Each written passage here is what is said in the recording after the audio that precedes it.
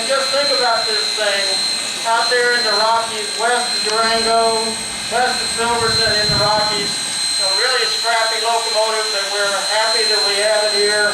I want to thank the Rocky Mountain Railroad Club for saving it. I want to thank all of you guys for pitching in to making this happen. It's a great day. This is some really good news that we can all use this year. Thank you for doing what you've done. And long may number 20 roll here at Golden.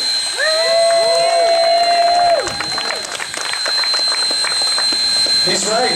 He must not be running for office.